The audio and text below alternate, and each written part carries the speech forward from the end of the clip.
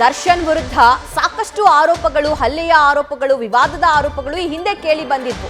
ಆದ್ರೆ ಕೊಲೆ ಆರೋಪ ಕೇಳಿ ಬರ್ತಾ ಇರೋದು ಇದೇ ಮೊದಲು. ಪವಿತ್ರ ಗೌಡಗೆ ಮೆಸೇಜ್ ಮಾಡಿದ್ದರಿಂದ ದರ್ಶನ್ರಿಂದ ಹಲ್ಲೆ ಆರೋಪ. ಮೆಸೇಜ್ ಬಗ್ಗೆ ದರ್ಶನ್ ಬಳಿ ಹೇಳಿಕೊಂಡಿದ್ರಂತೆ ಪವಿತ್ರ ಗೌಡ. ಅಂದ್ರೆ ರೇಣುಕಾಸ್ವಾಮಿ ಅನ್ನೋ ಯುವಕ ನನಗೆ ಕೆಟ್ಟದಾಗಿ ಮೆಸೇಜ್ ಮಾಡ್ತಾನೆ, ಮದುವೆಯಾಗುವಂತೆ ಪೀಡಿಸ್ತಾನೆ ಅಂತ ಹೇಳಿ.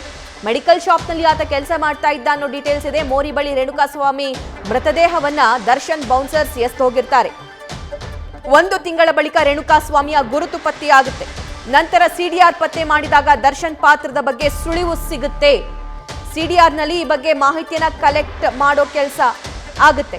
ಕಾಮಾಕ್ಷಿಪಾಳ್ಯ ಪೊಲೀಸ್ ಸ್ಟೇಷನ್ ಇಂದ ನಮ್ಮ ಪ್ರತಿನಿಧಿ ಶಿವಕುಮಾರ್ ಡೀಟೇಲ್ಸ್ ನೀಡ್ತಾರೆ. ಶಿವು, ಎಷ್ಟೊತ್ತಿಗೆ ದರ್ಶನ್ರನ್ನ ಅರೆಸ್ಟ್ ಮಾಡಲಾಯಿತು, ಅವರ ಜೊತೆ ಎಷ್ಟು ಬೌನ್ಸರ್ಸ್ ಗಳನ್ನು ವಶಕ್ಕೆ ಪಡ್ಕೊಂಡಿದ್ದಾರೆ ಪೊಲೀಸರು, ಡೀಟೇಲ್ಸ್ ನೀಡ್ತಾ ಹೋಗೋದಾದ್ರೆ?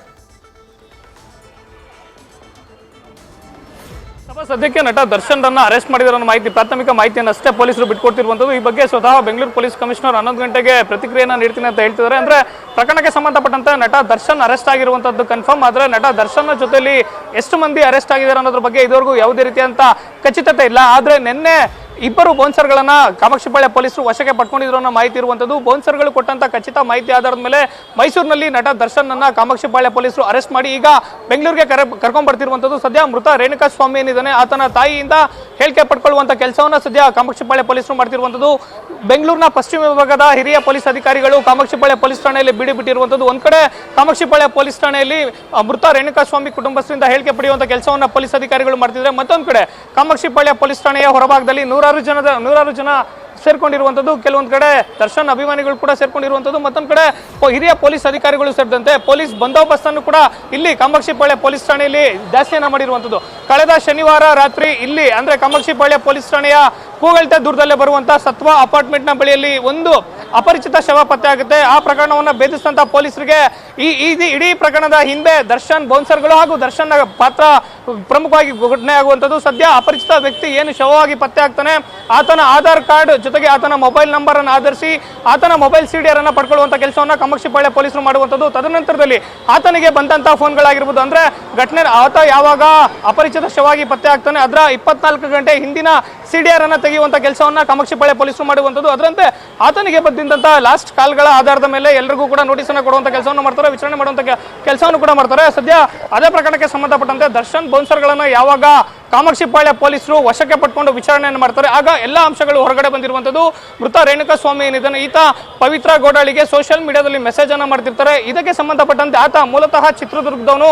ಈತನನ್ನ ಮೈಸೂರಿಗೆ ಕರೆಸಿ ಮೈಸೂರಿನಲ್ಲಿ ಹಲ್ಲೆಯನ್ನ ಮಾಡ್ತಾರೆ. ಪ್ರಮುಖವಾಗಿ ರೇಣುಕಾಸ್ವಾಮಿಗೆ ಹಲ್ಲೆಯನ್ನ ಮಾಡುವಂತದ್ದು ಮೈಸೂರಿನಲ್ಲಿ ಯಾವ ಜಾಗದಲ್ಲಿ ಮತ್ತೆ ಯಾವ ಸ್ಥಳದಲ್ಲಿ ಹಲ್ಲೆಯನ್ನ ಮಾಡಿದ್ರು ಅನ್ನೋದ್ರ ಬಗ್ಗೆ ಸದ್ಯಕ್ಕೆ ಮಾಹಿತಿ ಸಿಗ್ತಿಲ್ಲ. ಆದ್ರೆ ಮೃತಪಟ್ಟಿರುವಂತಹ ರೇಣುಕಾಸ್ವಾಮಿ ಏನಿದ್ದಾನೆ ಈತನಿಗೆ ಹಲ್ಲೆಯನ್ನ ಮಾಡಿರುವಂತದ್ದು ಮೈಸೂರಿನಲ್ಲಿ ತೀವ್ರವಾಗಿ ಹಲ್ಲೆಗೊಳಗಾದಂತಹ ರೇಣುಕಾಸ್ವಾಮಿ ಮೃತಪಡ್ತಾನೆ.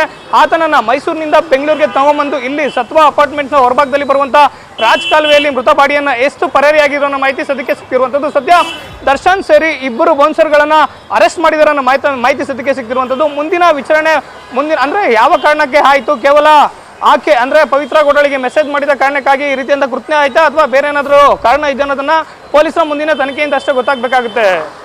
ಬಟ್ ಶಿವು, ಇಲ್ಲಿ ಈ ಯುವಕ ಮೃತಪಟ್ಟು 1 ತಿಂಗಳು ಕಳೆದ ನಂತರ ಈಗ ಅರೆಸ್ಟ್ ಮಾಡಿದ್ದಾರೆ, ಯಾಕಷ್ಟೊಂದು ಡಿಲೇ ಆಯ್ತು ಹಾಗಾದ್ರೆ?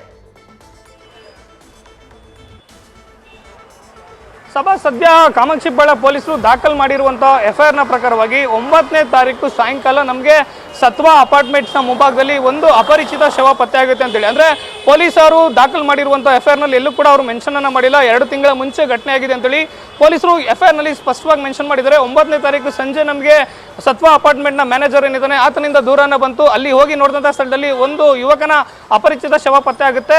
ಹೀಗಾಗಿ ಅವರ ಕುಟುಂಬಸ್ಥರನ್ನ ಪತ್ತೆ ಮಾಡಿ ಅವರಿಂದ ಹೇಳಿಕೆ ದಾಖಲು ಮಾಡುವಂತ ಕೆಲಸವನ್ನ ಸದ್ಯ ಪೊಲೀಸ್ ಅಧಿಕಾರಿಗಳು ಮಾಡಿರುವಂತದ್ದು. ಅಂದ್ರೆ ಪೊಲೀಸ್ ಅಧಿಕಾರಿಗಳು ದಾಖಲು ಮಾಡಿರುವಂತಹ ಎಫ್ಐಆರ್ ನಲ್ಲಿ ಎಲ್ಲೂ ಕೂಡ ಮೃತ ರೇಣುಕಾಸ್ವಾಮಿ ಏನಿದ್ದಾನೆ ಅವರ ಕುಟುಂಬಸ್ಥರಿಂದ ಕಂಪ್ಲೇಂಟ್ ಅನ್ನ ಮಾಡ್ಕೊಂಡಿಲ್ಲ. ಜೊತೆಗೆ ಸದ್ಯ ಇವತ್ತು ಅವರ ಮೃತ ಯುವಕನ ಐಡೆಂಟಿಟಿ ಪತ್ತೆಯಾಗಿ ಕೊಲೆ ಆರೋಪಿಗಳು ಯಾರು ಅಂತ ಗೊತ್ತಾದಂತ ನಂತರದಲ್ಲಿ ರೇಣುಕಾಸ್ವಾಮಿ ಅವರ ಕುಟುಂಬಸ್ಥರನ್ನ ಠಾಣೆಗೆ ಕರೆಸಿ ಅವರಿಂದ ದೂರನ್ನ ದಾಖಲು ಮಾಡಿಕೊಳ್ಳುವಂತ ಕೆಲಸವನ್ನು ಕಾಮಾಕ್ಷಿಪಾಳ್ಯ ಪೊಲೀಸರು ಮಾಡ್ತಿರುವಂಥದ್ದು. ಆದರೆ ಪ್ರಕರಣಕ್ಕೆ ಸಂಬಂಧಪಟ್ಟಂತೆ ಪ್ರಾಥಮಿಕ ಮಾಹಿತಿಯಾಗಿ ಆತ ಪತ್ತೆಯಾದಂಥ ಅಪರಿಚಿತ ಶವ ಆಗಿ ಏನು ಪತ್ತೆ ಆಗ್ತಾನೆ ಸತ್ವ ಅಪಾರ್ಟ್ಮೆಂಟ್ನ ಮುಂಭಾಗದಲ್ಲಿ ಸತ್ವ ಅಪಾರ್ಟ್ಮೆಂಟ್ನ ಸೆಕ್ಯೂರಿಟಿ ಆಫೀಸರ್ ಕೊಟ್ಟಂತ ದೂರಿನ ಅನ್ವಯವಾಗಿ ಎಫ್ಐಆರ್ ಅನ್ನು ಮಾಡ್ಕೊಂಡಿರುವಂಥದ್ದು. ಆತ 2 ತಿಂಗಳ ಹಿಂದೆ ಮೃತಪಟ್ಟಿರುವುದಾಗಿ ಸದ್ಯಕ್ಕೆ ಯಾವುದೇ ರೀತಿಯಂತ ಮಾಹಿತಿ ಇಲ್ಲ. ಜೊತೆಗೆ ಪೊಲೀಸರು ಕೂಡ ಎಫ್ಐಆರ್ ನಲ್ಲಿ ಅದ್ರ ಬಗ್ಗೆ ಉಲ್ಲೇಖವನ್ನು ಮಾಡಿಲ್ಲ.